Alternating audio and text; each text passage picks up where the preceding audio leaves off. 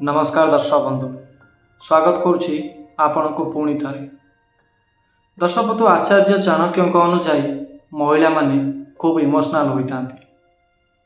तेणु एमितिरे आचार्य चाणक्य कहते जे कथा कथार चित्कार करुवा एवं कथा कथार कांदुवा महिला काहाठारु केबे भी कम होई न थांती।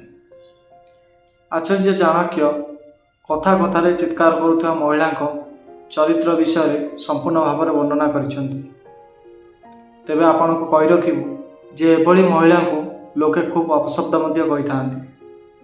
जदि आपण को घरे एभली किसी महिला अछंती जे कि कथा कथार चित्कार करुथिबे एवं कथा कथार कांदी पकाउथिबे, तेबे निश्चय वीडियो को शेष जाए देखंतु।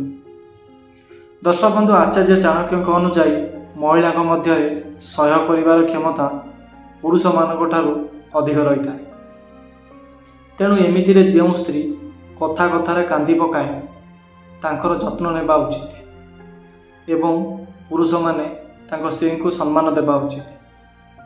कारण आचार्य चाणक्य अनुसार एभली महिला भाग्यर थिले मिले। एभली महिला माने सच्चा विचारर होई थांती।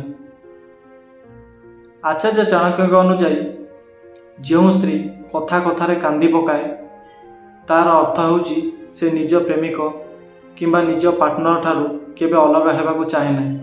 एभली स्त्री परिवार पाई खूब भल होई थांती। एमानक मन खूब परिष्कार होता एवं एमाने अन्यर मन नहीं चलिबा सहित अन्यर इमोशन को मध्य सम्मान दे थांती। तेणु एभली स्त्री मिलिबा भाग्यर कथा होता।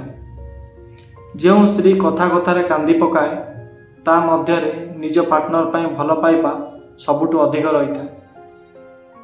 दर्शक बंधु, आचार्य चाणक्य अनुसार महिला माने कांदिबा सहित चित्कार करने द्वारा अनेक घातक रोग ठीक हो जाए।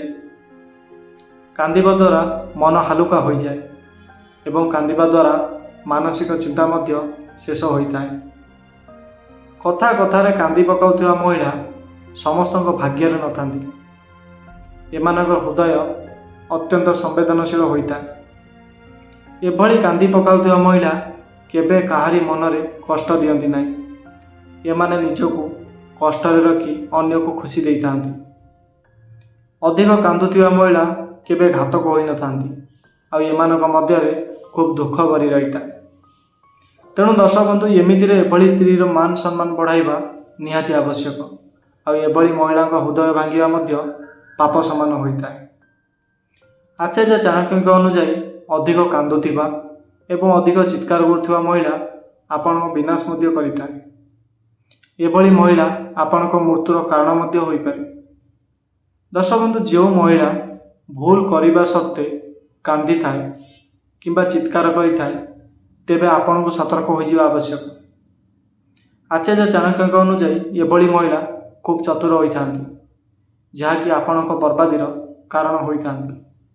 तेणु सर्वदा एभली महिला ठारू सावधान रहिबा आवश्यक। तो दर्शक बंधु, ये वीडियोटी आपको किपरि लगिला निश्चय कमेंट करी जणातु। आम चैनल को प्रथम करी आछन जदि चैनल को सब्सक्राइब करी बेल आइकन को दबाई दियंतु। धन्यवाद।